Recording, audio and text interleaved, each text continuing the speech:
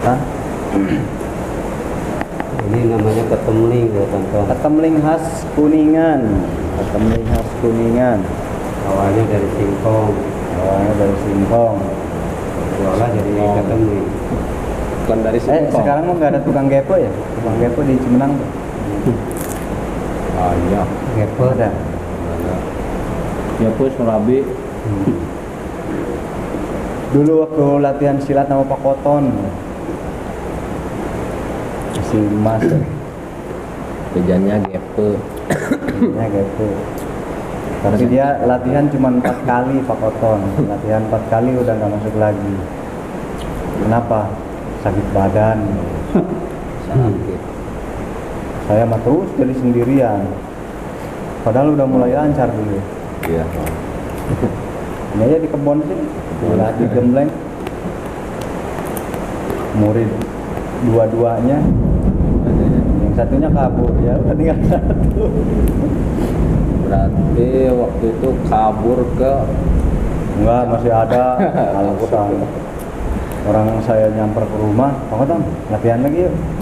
Duh, capek katanya. Ya emang Panton dari dulu kerja terus sih. Kalau kita kan nggak kerja di rumah. Jadi ketika latihan silat malam tuh tenaga masih ada. laku keras pole. Laku sih dia mah. Saking kerasnya gitu. Laku. Iya laku kalau Panton dari modalnya kerja. Jadi kalau pas mau latihan silat nggak enak badan. Waktu ke Ciawilor ikut nggak? Enggak. Nggak sempat ikut ya. Waktu di sini aja ya. Jadi Pak Koton mah banyak kerja, nggak banyak bicara. Ya. Ya. Berarti tidur gimana? Jadi dulu ceritanya gini, awal mula saya terjun ke hal-hal begini tuh, Pak Ustadz.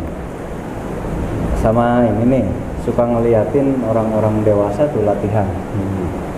Suka ngeliatin aja latihan silat. Jadinya resep ya. Pas itu nongkrong, tiap jadwal latihan kita ngeliat ya nongkrong. Awalnya mah foto nongkrong ngeliat, lama-lama udah agak bujangan. Terus kita ketemu, saya ajakin Pak Koton latihan yuk silat. Nah, terus ikut latihan silat tuh. Tapi Pak Koton 5 kali apa 6 kali ya? Ada 6 kali. Kita kalau latihan bawa jarum coklat ya. Iya. Tapi saya yang beli. Cogok. Tapi saya yang beli, dia nggak mau modal. Yang modal saya, dia nggak mau modal. Dia modalnya paling berapa kali, 2 kali. Kebanyakan saya lagi. Ya deh saya besok, nggak tahunya, aduh lupa nggak bawa. Aduh. Rokok ya, kopi. Oh kopi. Tete buru bayaran di latihan silat. Iya buat ngasih guru. Buat sang guru. Kalau uang kan dikasihnya per bulan. Tapi ini nggak nyampe berapa bulan gitu. Enggak sampai sebulan. Bulan. Sebulan mah ada. Mana ada.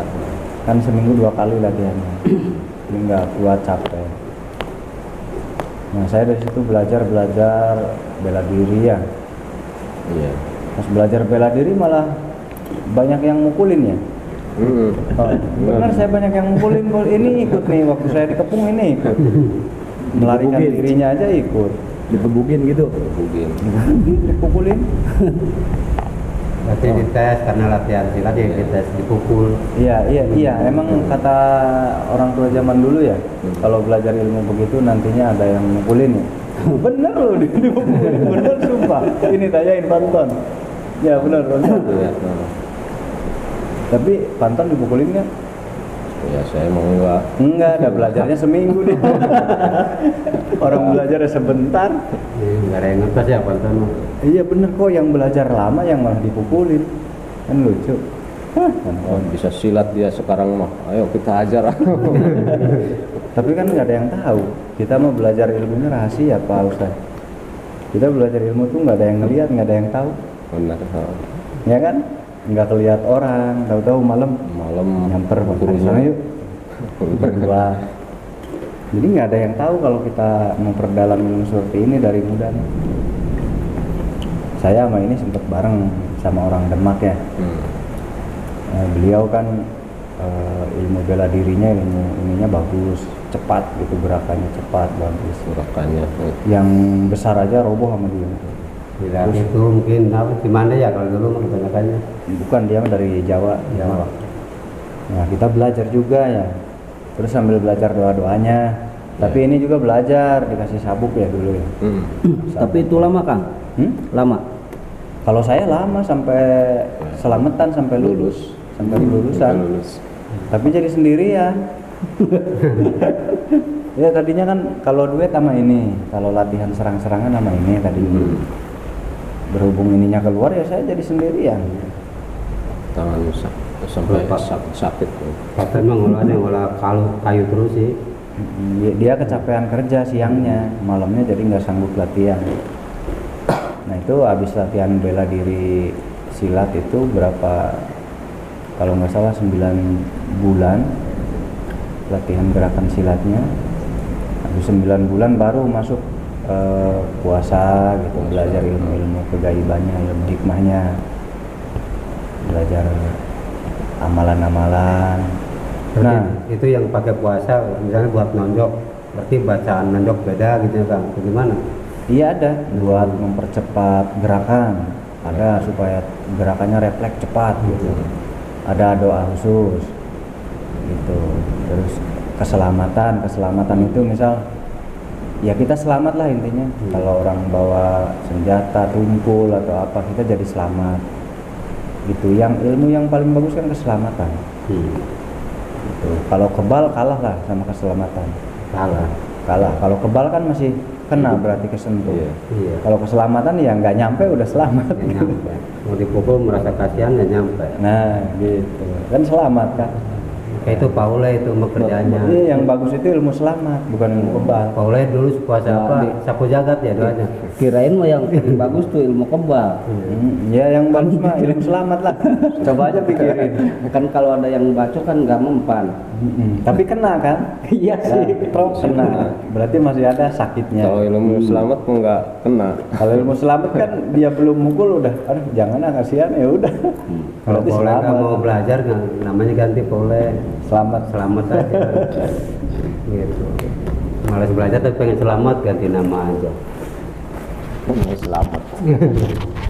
Iya, waktu dulu ini sama Panton saya di ini pas habis belajar puasa-puasa tuh. Ya pas ada hiburan ya kita nonton. Wah dipukulin ya.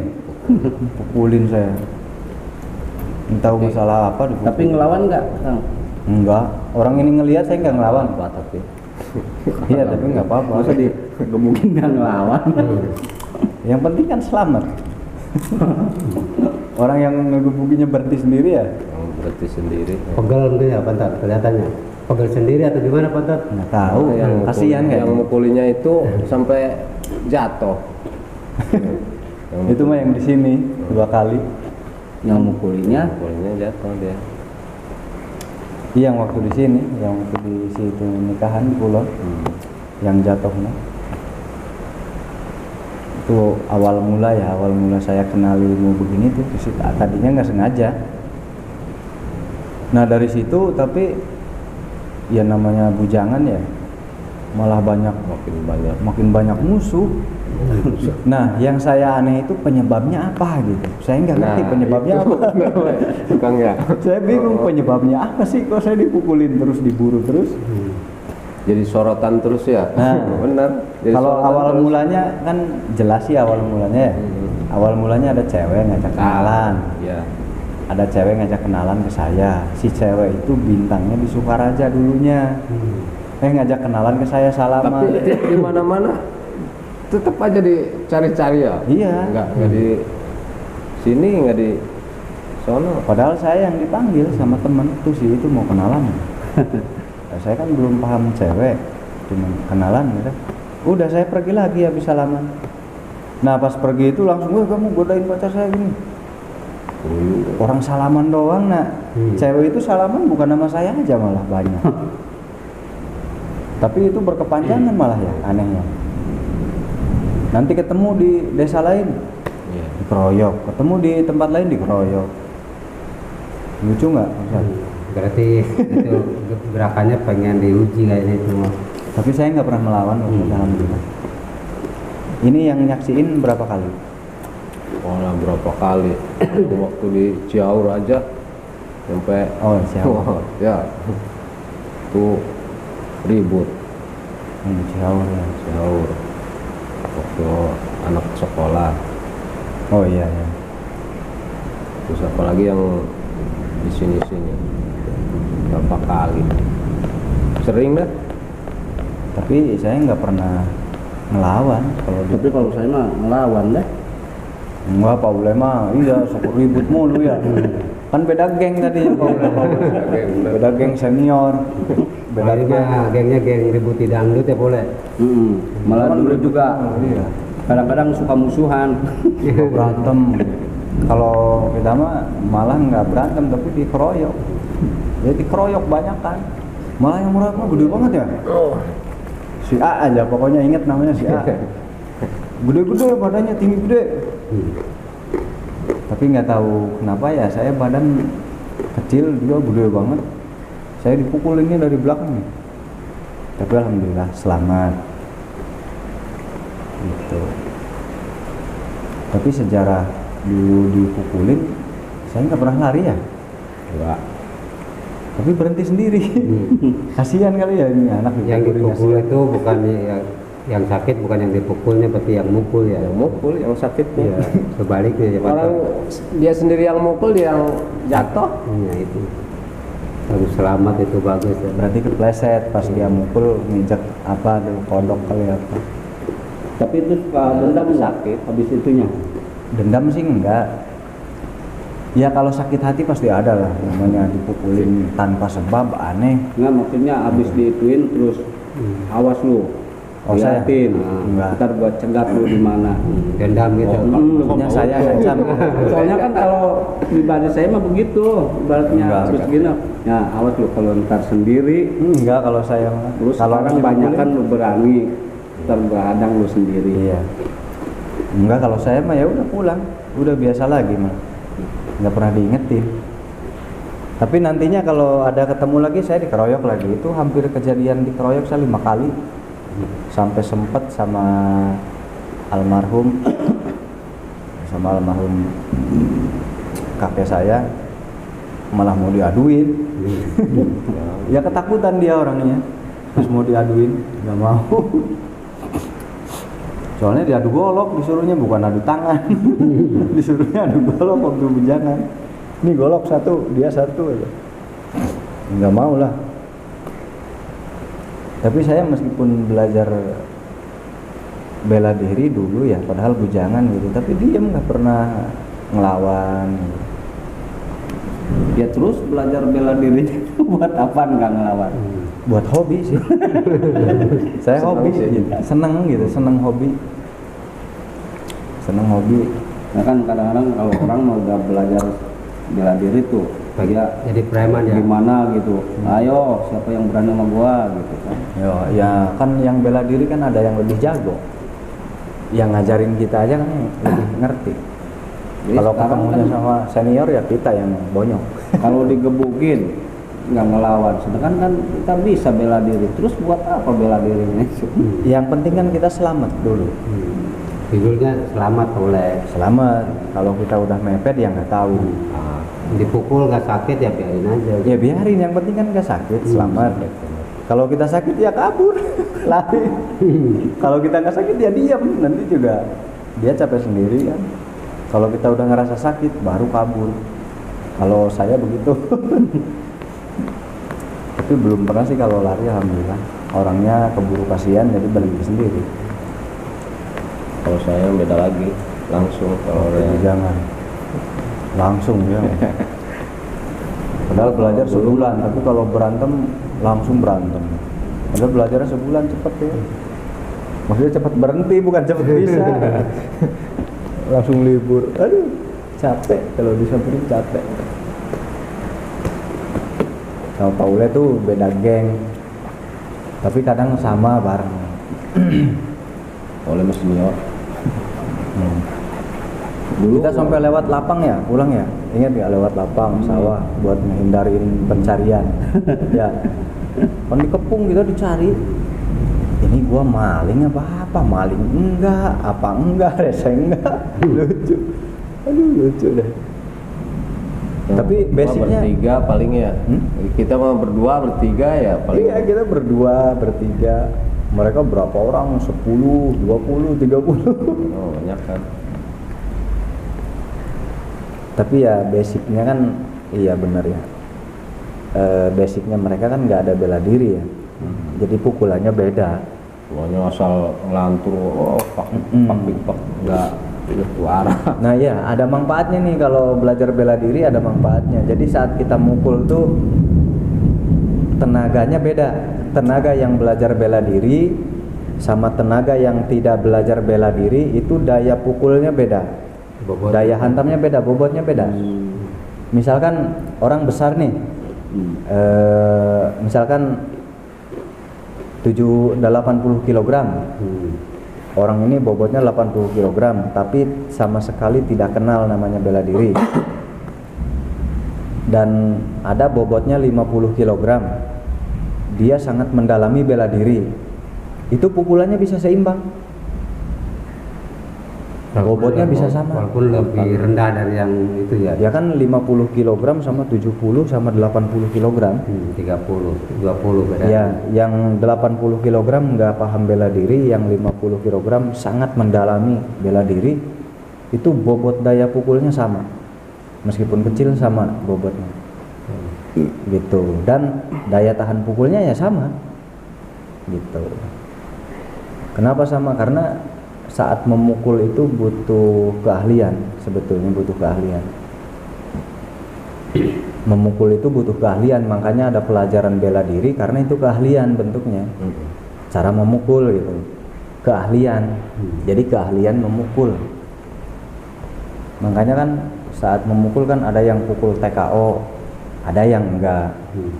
Nah, kalau yang pukul TKO berarti dia sudah tahu titiknya, cara mukulnya gimana. Cara menghantamnya gimana, tenaganya gimana, arahnya gimana, dia sudah paham. Itu langsung keluarin tenaga semua atau gimana? Ya nggak tahu, tanyanya ke Tison. Kalau Tison kan TKO terus. Nah karena dia tahu tekniknya, ada celah untuk meng-KO-kan musuh, arahnya gimana, caranya gimana dia tahu. Mungkin yang dikejar titik akurat oleh. Ya meskipun pas di titik, kalau arahnya kita nggak tahu tetap susah. Iya. Kan ada arah, ada feeling kapan masuk, waktu kapan yang bagus. Itu pasti ada. Kalau titik semua petinju pasti diberitahu titik KO di sini pasti. Tapi kan nggak semua bisa KO. Nah berarti ada cara. Caranya yaitu mungkin saat bagaimana nih orang kita pukul, saat posisi apa. Ini udah waktunya belum nih? Ke situ, jadi lebih dalam rasanya. Jadi dia merasakan ini kalau dipukul sekarang nih KO nih. Nah dia sudah tahu feeling ke situ. Tapi kalau yang cuman dikasih tahu ini titiknya di sini, wah ini titiknya nih hantem, tapi nggak KO. Menjebret deh. Nah, Lagi karena meleng aja ya boleh. yang namanya petinju pasti dikasih tahu lah. Titik KO pasti dikasih tahu kalau petinju. Tapi kan nggak semua rasa ada. Posisi lagi lemahnya mungkin ya itu. Terus ada lagi yang yang suka dipakai orang Cina, totok itu. Totok. Iya. Sekali notok kayak patung ya boleh. Nah gitu ya. Iya ada lagi. Bisa kayak patung ya. Itu awal mula saya dulu Pak Ustadz Rudi. Diajar itu juga Kang dulu. Belajar apa? Ya yang bagian notok jadi patung gitu kan. Oh itu bahaya juga. Bahayanya itu bisa saraf kejepit, salah urat. Sebetulnya itu saraf kejepit, tapi bisa dibenarkan lagi. Tapi saya nggak bisa, nggak tahu. Kalau totok nggak bisa gerak, itu sarafnya dijepitin. Jadi dia kalau gerak sakit banget, karena sarafnya memang dikosletkan lah istilahnya. Si saraf itu jadi tegang, jadi morongkol gitu si saraf. Morongkol. Iya. Kebanyakan di sini diambil ya. Tak dikunci. Itu lihat di TV, tapi kan nyatanya belum. Nyatanya juga pasti ada lah. Ya lagi muda ya lucu. Dari situ karena saya makin dikeroyok ya, makin sering dikeroyok, saya malah makin semangat memperdalam ilmu gaib itu. Nah, itu Awal mulai semangat. Itu awalnya dari pencaksilat dulu, Awalnya saya bela diri dulu. bela diri dulu. Lagi muda, nggak menuju ke arah kegaiban tuh enggak. Awal mulanya bela diri buat hodam-hodam macan putih gitu. Kayak ilmu apa tuh? Ilmu gelap ngampar, ilmu braja musti, tameng wojo, yang begitu-begitu tuh.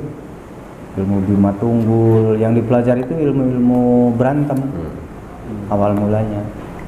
Sama ilmu kidang itu, kidang kencana itu buat mempercepat gerakan.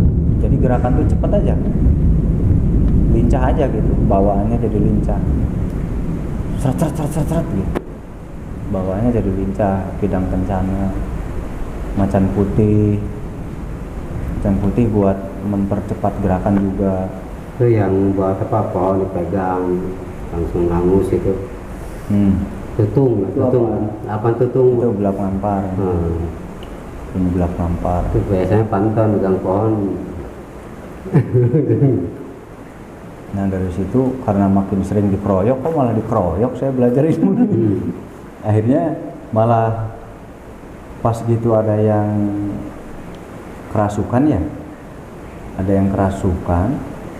saya nggak bisa ngobatin.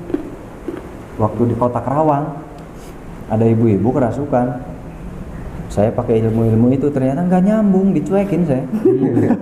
Nggak nyambung. Ilmu silat. Enggak, saya baca-bacain ilmu pukulan, ilmu apa, tapi nggak nyambung. Nggak bisa ternyata.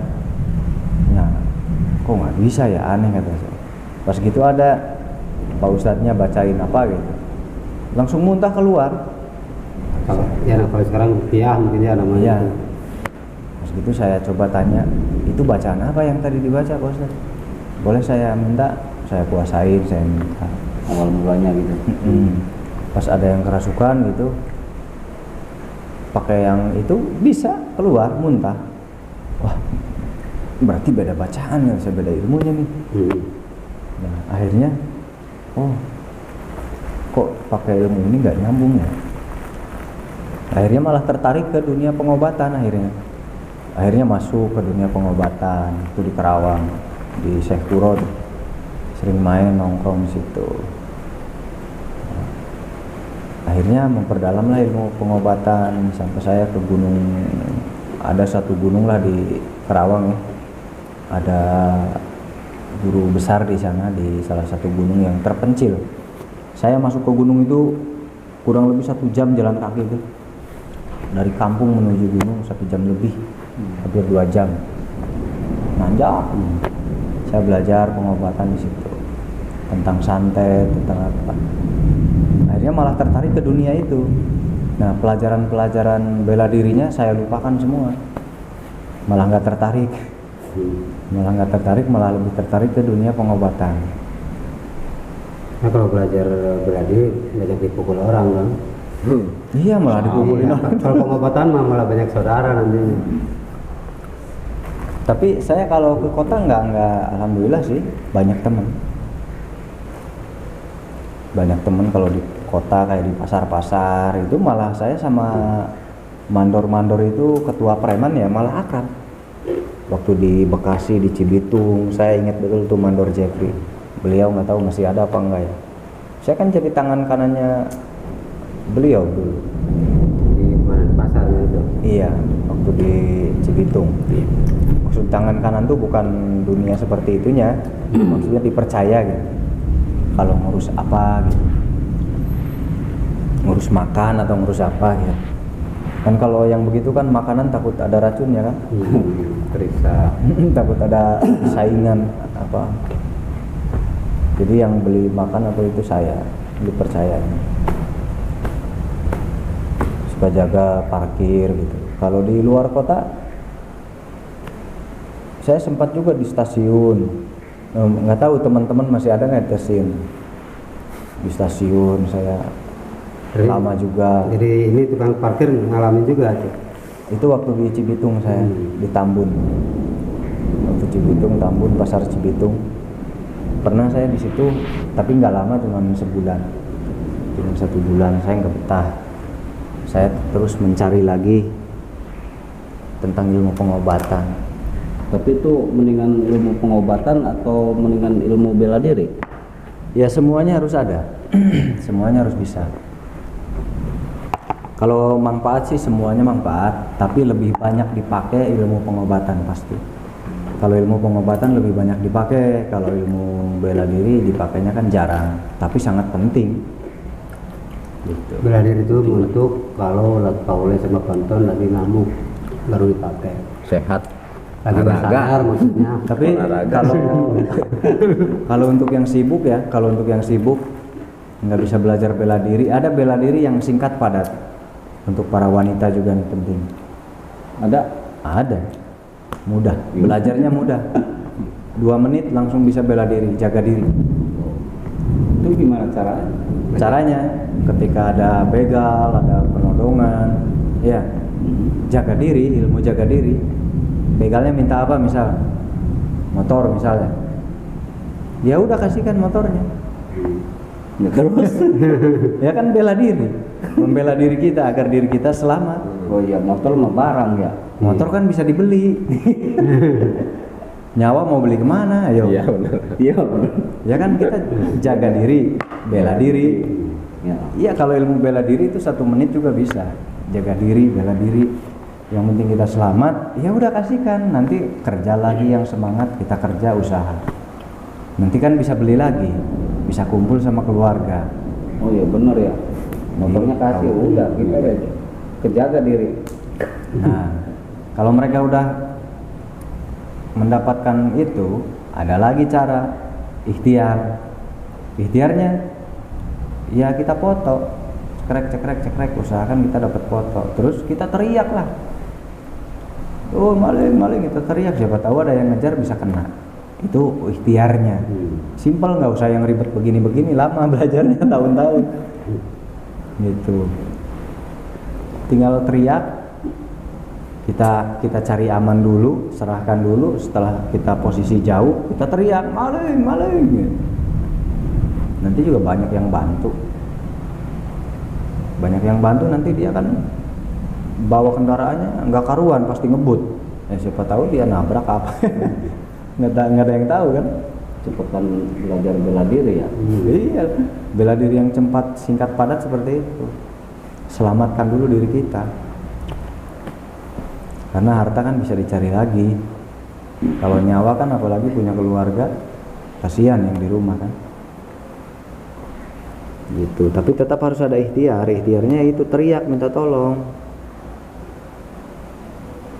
Teriak minta tolong. Bisa dilempar pakai batu, pakai apa kan dia bisa dilempar. Yang penting jaga jarak, jangan nempel. Ilmu bela diri. Nah kalau ada orang-orang yang gitu, yang apa tuh, yang suka malak-malak begitu. Nodong. Ya kalau yang malak-malak kayak kasih aja nih, punyanya 10.000, punya 20.000 gitu kan. Yang penting kan aman, kita berbagi rezeki. Nah, tapi kan tetap harus ikhtiar. Karena membela harta juga harus ya ikhtiarnya gitu, kita jaga jarak dulu, setelah jaga jarak baru kita beraksi. Jadi nanti dia dikepungnya sama massa. Kalau dikepung sama massa ya kena dia. Itu jadi nggak usah dikepung sama kita tinggal teriak, nanti massa ngumpul, dia dikepung sama massa kan, kena nanti dia. Ya itu bela diri yang simpel. Jadi pakai teknik ya, kita selamat tapi pelaku bisa kena. Tapi kalau yang ada gerakannya untuk kesehatan bagus. Ya kalau buat hobi olahraga bagus. Ini kan efek nggak bisa silat, cepat pegel sebelat. Nah itu bela diri simpel ya. Tanpa belajar langsung bisa bela diri. Tanpa belajar tahun-tahun. Bela diri yang simpel aja buat para cewek. Apalagi penting, jangan cuma diem aja. Tetap harus ada ikhtiar ya, teriak yang kencang. Jaga jarak dulu. Habis jaga jarak baru teriak kencang. Tapi dari belajar bela diri itu jalan. Udah bela diri, orang kesurupan dibacain doa bela diri nggak bisa, ujungnya belajar ilmu Pengobatan. saya perdalam terus ilmu pengobatan Pak Ustadz.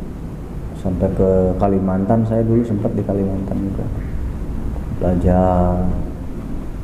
Kalimantan ngeri juga gitu. Ngeri ilmunya di Kalimantan.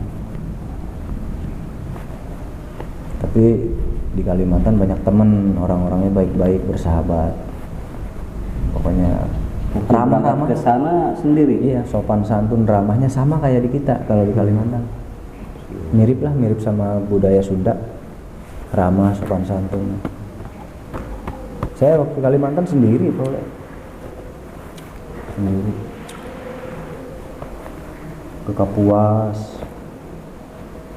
Pernah ke Kapuas saya, ke Jaya apa tuh? Kertanegara atau apa lupa saya. Kayaknya sungai Kapuas aja ya. Itu juga dari berita ya. Dengar Sungai Kapuas. Ada kita mau syuting malah hujan ya. Tadinya mau syuting malah hujan, nggak jadi syuting deh hujan. Jadi malah makan nasi ketan ya boleh. Ya udah ngobrol aja. Sama keteming. Jadi nanti kita apa nih malam Jumat? Aduh belum ada. Mau syuting malah hujan. Udah mulai musim hujan. Iya, udah mulai musim hujan, bikin konten susah. Tapi nih ini nih, Pak Ustadz Rudi tanya-tanya dong. Prosesnya berapa lama dulu gitu waktu ingin bisa mediator itu masuk? Oh ini. Iya, pengalaman biar ya ada yang yang penasaran mau nanya ini. Aduh, saya sambil tiduran Kalau lagi apa namanya mediatoran gitu. Iya. Perasaannya gimana itu? Perasaan mediator. Iya. Ya kurang tahu ya gimana ngomongnya gitu kan. Kadang-kadang kita juga heran gitu. Herannya gimana pas udahnya ada yang nanyain. Tadi kenapa yang nggak tahu gitu kan. Terus yang nanya gimana ya? Ditanyain kita juga bingung mau jawab apa. Koranya perasaan mediator. Mediator ya nggak tahu Kan banyak tahu yang nanya itu rasanya ingat enggak kan gitu. Oh iya. Makanya yang tanyanya kan ke mediator. Ya emang sih kadang-kadang suka ada yang nanyain. Tadi berasa enggak atau enggak. Malah kita juga mau jawabnya juga bingung. Bingungnya gimana? Ya kita juga emang habis ngapain tadi? Mau jawab apaan? Berapa lama dulu belajarnya? Gitu. Belajar lama kalau dulu. Waktu belajar alhamdulillah 1 tahun. Nanti sebentar ya setahun. Itu setahun duduk terus atau gimana? Ya enggak. Ada yang direndam di air, ada yang duduk sendiri ditinggal, malah sempat kabur Di hutan. kabur sempat. Kirain mah nggak bakalan tahu, pikirnya kan nggak ditungguin ini, kita kabur. Pas besok kita bilang udah Kang, udah lurus. Kata Kang, lurus apaan? Semalam kabur. Kabur dari mana? Enggak, duduk udah mulai lagi. Nah, jadi kebanyakan takutnya waktu itu. Kalau kantor yang kalau di hutan dulu siang gitu apa malam dulu nih? Malam kira siang. Kalau siang mah berani baik sih, cuman mungkin banyak yang lihat itu anak lagi ngapain tadi. Gila.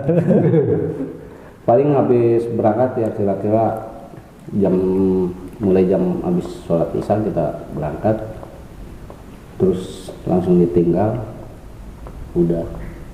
Terus sering kena batu, kena kayak foto kemarin kenapa asbes. Tapi nggak ada yang luka itu ya, aneh tapi nyata. Nggak ada.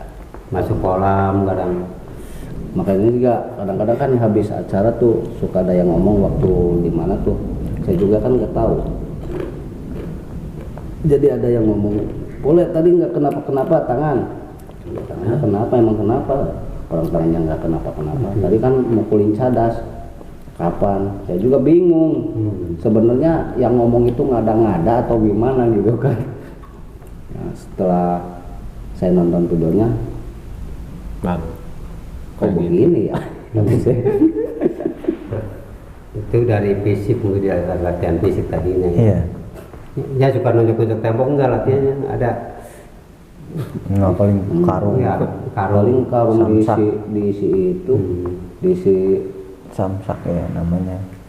diisi apa? Itu kan biar ototnya ada perlindungan. Waktu pelatihan kan cuman direndam sama paling push up, latihan tinju doang gitu kan. Ya istilahnya itu olahraga gitu. Kalau jadi mediator aja ada latihan. Sekarang kan Ada olahraganya. Taunya main masukin udah di rumah orangnya Sakit badan nantinya. kadang kesurupan juga di sananya juga. Tapi ya Nantinya sakit badan kalau fisiknya nggak di ini. selama ini saya alami Jadi gitu ya. olah dulu ya. Nih sakit Ustaz, selama saya alami jadi ini setiap habis acara alhamdulillah nggak ada yang berasa sakit. Nggak. Tapi kalau pas lagi sakit ngikut olahraga ya suka Alhamdulillah. sembuh. Kesembuh ya. Sering saya ngalami waktu pas mau berangkat acara pinggang tuh sakit, jalan aja nyampe nyanggeyeng kalau orang Sunda mah. Iya, masa belanjanya yang gayeng. Tapi pas acara nggak tahu kenapa Jadi tahu sembuh ya. batak tahu kenapa Jadi sembuh. jadi sehat. Kadang-kadang juga ya heran juga. Spirit berarti dari spirit. Dari ini juga ke Batak kan gerak. Tanpa sengaja kan gerak-gerak.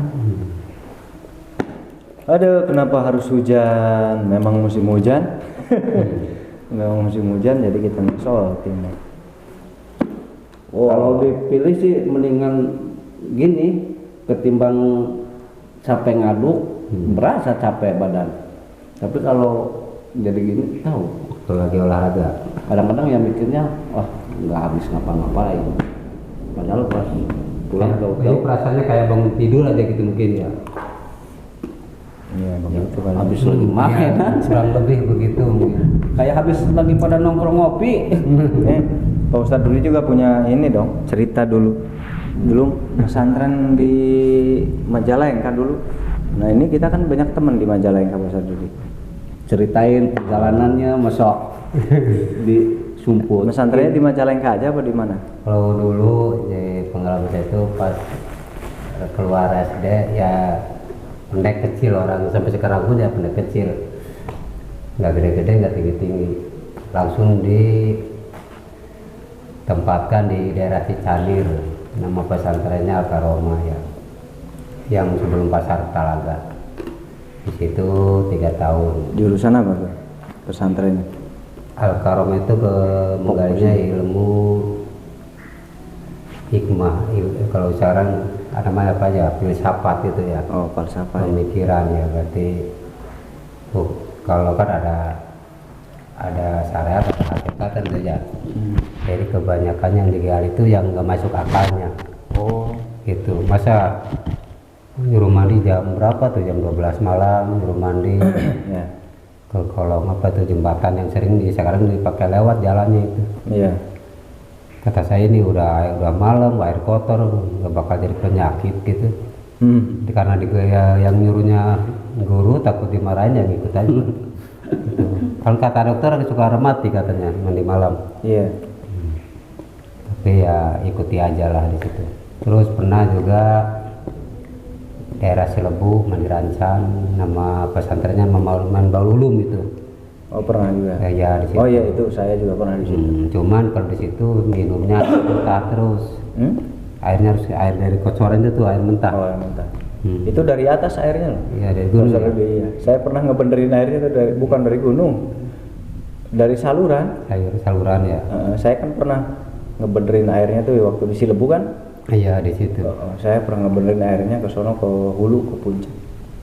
Jadi itu mah wajib minum air mentah. Ya alhamdulillah 3 Tapi tahun bersih. tamat minum air mentah di situ. Salurannya saluran dari gunung, bukan saluran perkampungan, nggak ada kampung. Iya air gunung, cuman di sananya dipakai untuk pesawahan. Berarti setiap itu minumnya air mentah terus. Mentah 3 tahun. Pinggan nyeri ini betul. Ya nggak alhamdulillah nggak apa-apa. Justru kalau kita masak air sama kayaknya di tendang-tendang itu panci yang lagi Merebus air. masak, iya nggak boleh minum air mata, harus air mentah minumnya gitu. Tapi alhamdulillah sehat ke perut. Kalau belajar ngajinya jarang, karena kebanyakan suruhnya menggali itu buat pesantren kan banyak bambu dulunya. Mau ngaji suruh kerja, mau ngaji suruh kerja. Ya makanya ya begini.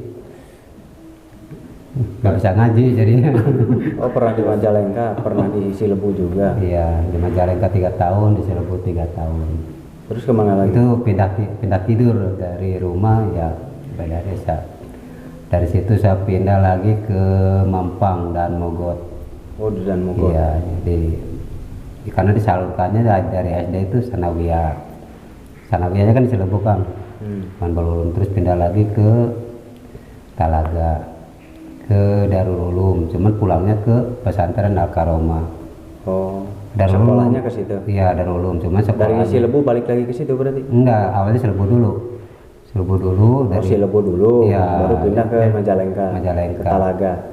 Dari Darul Ulum, sekolahnya laki-laki semua, tapi jurusannya agama. Iya. Tapi nggak ada perempuan di situ, bro. Dipisah mungkin ya. Dipisah. Ya pelajarannya pelajaran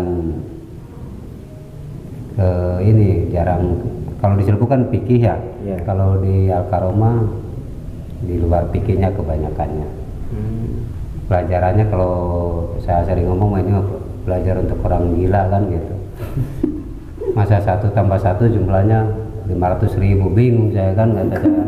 1 tambah 1 ya 1 kata saya kan. Cuman menurut yang nggak tahu, Pak. Iya, makanya kalau di sana jam tidur itu kalau di Al-Karomah ya habis isya itu wajib tidur semuanya. Tidak boleh lampu nyala segala macam, tidur. Pas jam 12 lebih 1 menit dibangunin, suruh pada turun ke kebun, ke sungai yang di bawah sekarang pakai jembatan, lewat jalan raya di situ. Suruh mandi di situ. Jam 1 naik sholat sampai subuh lagi. Iya. Jadi tidurnya habis sisa, nggak ada orang begadang. Jam 12 ke pagi baru ramai. Makanya alhamdulillah sampai sekarang nggak bisa tidur malam, saya nanti kalau habis subuh baru tidur. Ya sampai sekarang udah kebiasaan dulunya. Itu Pak Anton. Jadi di Cilebu 3 tahun, pindah ke Majalengka 3 tahun. 3 tahun. Dari situ kemana lagi? Pindah lagi ke Jakarta tadi. Mampang dan Mogot. Di situ apa? Di situ yang ada yayasan baru, namanya Yayasan Dakwah Islam Indonesia. Baru berdiri itu. Arahnya kemana itu jalurnya? Jalur belajarnya. Iya, belajar ya. Itu fokus ke belajar dakwah sebenarnya. Oh, ke dakwah, ceramah berarti. Ceramah itu yayasan itu Ceramah baru berdiri sih. Iya. Dan Mogot Mampang Perapatan itu ada masuk. Berapa tahun di situ? Di situ saya sebentar, cuma 2 tahun di situ. Harusnya kan 5 tahun ya. Oh. Ya Pak. Kalau tamat mah ya mungkin ada yang namanya disebut wisuda kan itu. Iya. Karena kalau saya nggak tamat karena SAG nantinya. ya mungkin karena nggak dikejar itu. Iya, SAG nantinya. Iya, SAG ya sarjana agama. Cuman ya belajar bicara di situ. Iya.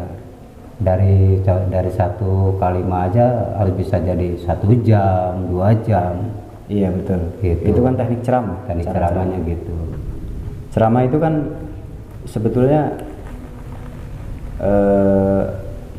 intinya menyampaikan kebaikan, Pak Ustadz. Iya. Kita hafalkan hadis, misalkan ini acaranya apa nih? Kalau untuk yang belum dalam banget ya, kan ada yang cerdas sekali, ada yang cerdas biasa aja gitu. Iya. Nah kalau untuk yang cerdas biasa aja kan biasanya menghafal hadis beberapa, nanti disambungkan apa nih kisahnya gitu, nanti disambungkan ke hadis itu gitu. Tapi kalau yang luar biasa ya, yang dapat anugerah dari Allah itu kan biasanya bisa tanya jawab itu. Kita nanya apa aja bisa dijawab. Iya, kadang belajar teknik ceramah 2 suara. Contoh pakai nada kencang dulu. Ya, nada semangat. Ya, nanti suara kita juga rendah lagi. Seolah orang itu nanya, kita yang jawab. Terus kita mengeluarkan teknik suaranya ya lihat jarak audiennya itu yang kita bicara. Nah, audiens. Nah, kalau dari sini ke sana hanya cukup berapa volume lah. Iya. Kalau hitungannya alun-alun ada ribuan orang ya kencang sedikit. Tergantung tema sih. tema. Mau kita usung semangat keras gitu, atau mau naik turun, atau mau lemah lembut aja, sesuaikan dengan karakter kita juga. Tapi yang susah itu ngomong kalau belajar dakwah lama, kalau suruh nanya mediator nggak bisa nanya kan, hilang semua kata-katanya. Karena yang ditanyanya ngamuk terus. Biasa kan. Itu pengalaman. Berarti SAG-nya nggak jadi. Aduh. Keburu kemana tadinya kok nggak jadi wisuda? Ya keburunya pulang di bis, ya di situ ada perempuan ngobrol ya. Jadi malah tergoda, merit ya. Udah iya. Malah menikah. Wisudanya di Penghulu. Pas kan waktu itu pas kebagian malam pulang jam 10, Iya. 11. Ternyata Pak Ustadz Rudi wisudanya di KUA, saudara. Berarti alhamdulillah meskipun nggak dapat wisuda, nggak ikut wisuda, tapi kan ilmunya yang penting. Alhamdulillah segitu Juga juga. masih belajar, banyak kekurangannya. Kalau saya disuruh buru-buru nikah dulu sama guru, cepet nikah, cepet nikah. Iya nikahnya gimana? Nggak ada yang mau, nggak laku. Nggak ada yang mau dulu, saya nggak ada yang mau, nggak laku istilahnya. Nolak semua, cewek banyak yang nolak dulu. Nah ini yang kalau yang nonton sekarang ngerasa nih senyum palingnya, dulu gua tolak dia. Emang banyak yang nolak. Meski itu ada yang nyamperin ngajak nikah, ya udah nikah langsung. Tapi suka ada yang nanya dulu, kamu lulusan sarjana apa? Ya nggak tahu, saya nggak pernah nanya kan. Oh, Ya, saya hmm, sekolahnya. Kalau sekolah saya lebih tinggi dari S3 Pak Ustadz dulu. S1, S2, S3. Saya jauh lebih tinggi. Berarti S6 saya. S6. Iya, jauh. Saya S6. Emang ada S6? Ada. Ya itu S6. Ada berarti. Kalau S3 itu masih biasa. S1, S2, S3 itu biasa. Kalau saya S6. Jadi jarang sekali S6. Apa? Ngerti nggak sih? Kurang tahu tuh S6 apaan. Kan ada lagi S1, S2, S3, D1, D2, D3 ya. Iya. Kalau saya S1, S6, D6. Berarti SD. SD kelas 6 maksudnya. Iya. Iya, saya SD kelas Berarti lulusan SD gitu. Iya, saya SD Pak Ule karena sekolah SMP ya. Bukan SMP apa? MTS. Pas saya masuk MTS kelas 1 itu cuman 2 bulan. Cuman sekolah MTS 2 bulan karena nggak ada biaya buat bayaran, saya keluar. Jadi nggak dilanjutin sekolahnya. Sekolah MTS-nya nggak dilanjutin, cuman pesantren aja. Berarti itu habis keluar SD nggak diterusin ke SMP. Enggak, diterusin ke MTS. MTS itu sama kayak SD, kayak MTS SMP. itu madrasah sanawiyah boleh. SMP sama. Iya, SMP. Tapi karena nggak ada biaya, dulu kan saya sambil sekolah sambil pesantren. Karena biayanya nggak ada, jadi sekolahnya yang diberhentikan, pesantren yang lanjut gitu. MTS boleh, bukan SD. Dulu. Itu kan di sini SMP, khusus SMP. Tapi boleh itu ya pengalaman saya tidak menjamin ijazah SD, sanawiyah, santo PGA, alia SMA misalnya ya perguruan itu ya saya pelajari aja, kertas itu diam sekarang nggak bisa bantu saya. Sekarang saya mau bicara aja kalah dengan orang yang tidak kuliah. Tapi kan saya juga punya kiat-kiat Pak Sodri. Punya kiat-kiatnya gini, jadi saya akalin, oh saya nggak bisa sekolah, tapi saya harus tahu, gitu. Ya, saya pelajari sendiri, ngobrol dengan para gurunya. Jadi lebih banyak ngobrol. Ini guru nih yang suka ngajar, kita deketin, kita berteman, kita ngobrol. Nanti di situ banyak pelajaran yang kita ambil. Jadi belajarnya nggak di sekolah langsung. Banyak pelajaran dari kehidupan mereka yang sudah bisa berdiri. Misalnya ini kepala sekolah deketin gitu, pura-pura bantuin apa, nanti ngobrol lama-lama deket-deket. Kalau saya sih pelajarinya tentang bagaimana caranya dia hidup. Kalau saya ke situ, bukan yang ada di bukunya. Saya tidak mempelajari yang ada di bukunya, tapi mempelajarinya kenapa dia bisa jadi guru. Nah, saya pelajari kenapa dia bisa naik pangkat jadi kepala sekolah. Saya pelajari, akhirnya ya saya mendapatkan jawaban dari semua itu. Oh, ini dia bisa begini karena ini, dia bisa begini karena begini. Kalau nggak ada ini dia nggak bakal kesini. Jadi saya hanya mempelajari rumusan kehidupannya orang itu. Jadi bukan pelajaran yang diajarkan guru itu, bukan ya? Bukan yang bukunya. Iya, bukan bukunya. Nah, saya mempelajarinya misal gini. Kenapa dia bisa jadi guru? Misal, oh ya karena dia mempelajari buku itu. Dia pelajari buku itu sebelumnya. Nah, atau waktu kuliahnya nanti kan setelah jadi guru dia ajarkan buku-buku itu. Nah, kalau enggak nanti kalau ada buku turun dari pemerintah nih, turun pelajaran baru ya, kurikulum baru. Ada kurikulum baru pelajaran turun ke setiap sekolah. Nah, nanti tuh dia baca dulu. Dia pelajari dulu, nanti dipelajari dulu, dibaca dulu, nanti disampaikan. Disampaikan ke para muridnya. Nah, jadi tetap dipelajari dulu.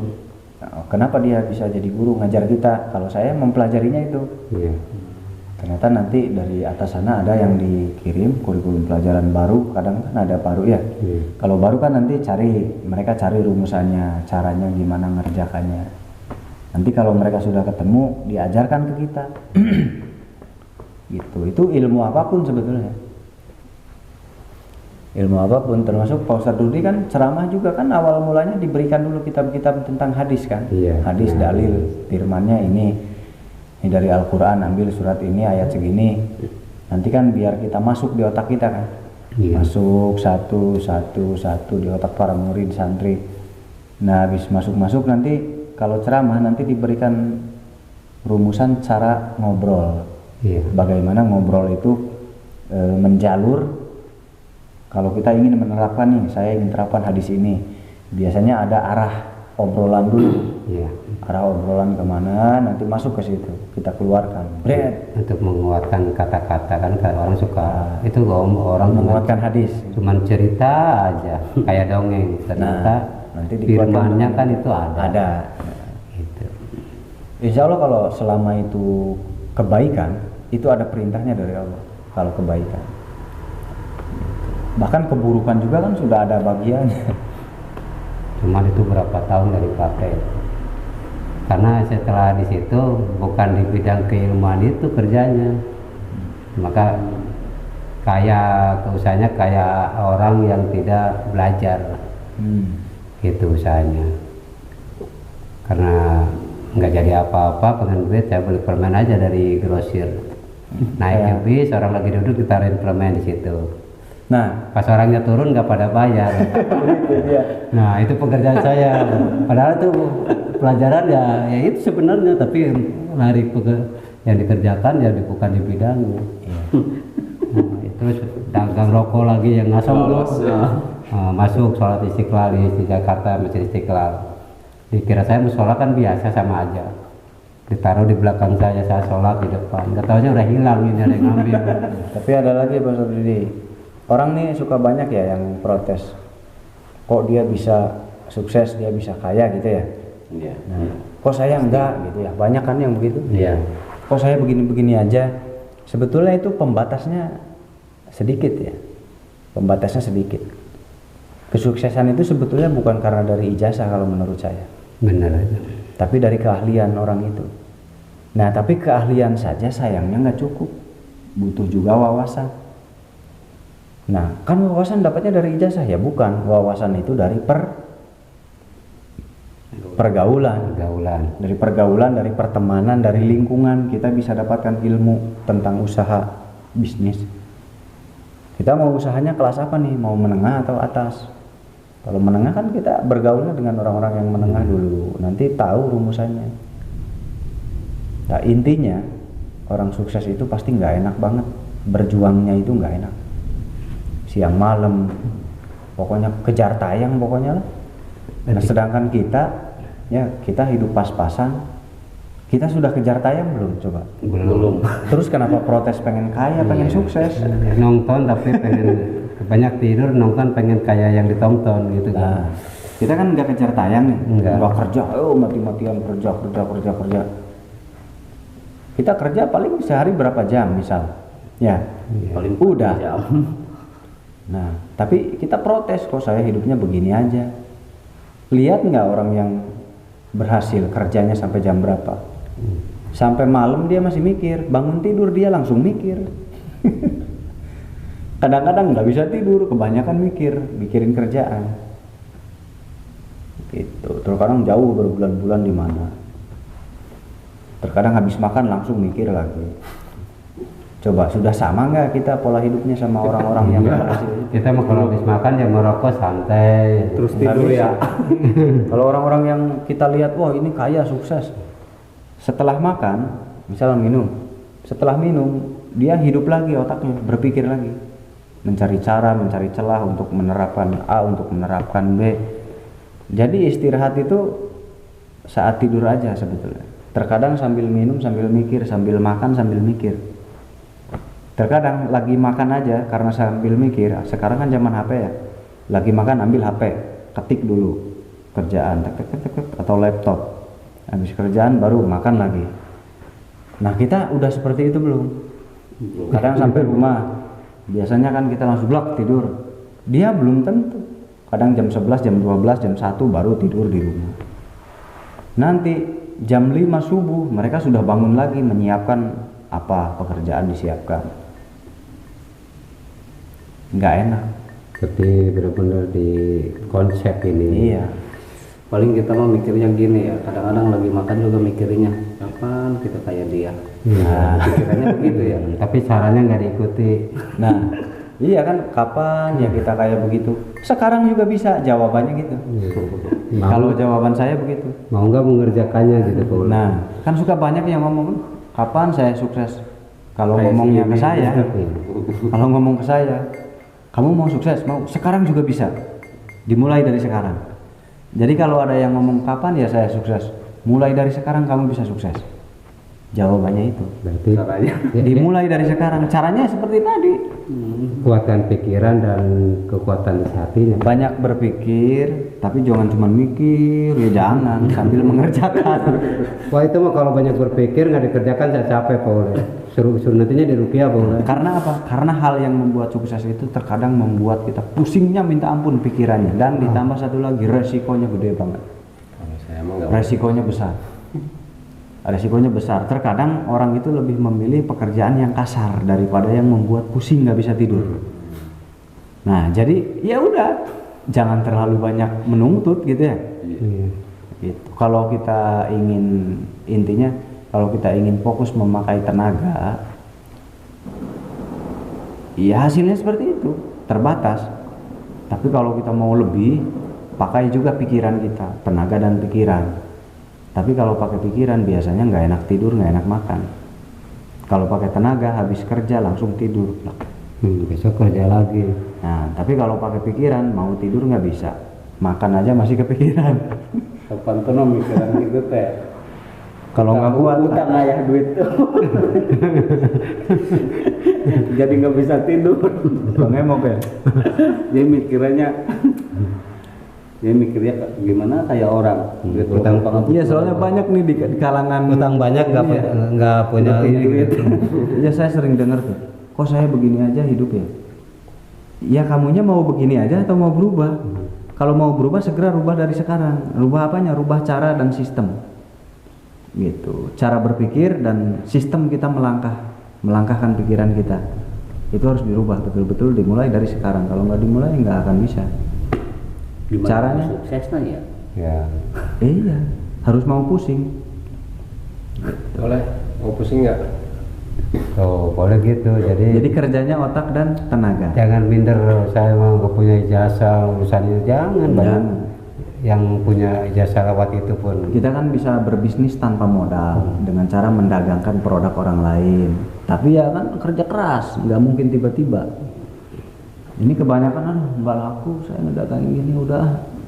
Nah itu polemiknya yang sering dialami gitu. Cepat menyerah, mudah menyerah dan mudah. Kalau saya sering mendapatkannya, mau nggak kerja di sini? aduh saya mah nggak bisa. Nah ini penyakit lagi nih, ini penyakit banyak dialami di masyarakat juga. Iya sih. Mau nggak kerja ini? Nggak bisa. Nggak bisa.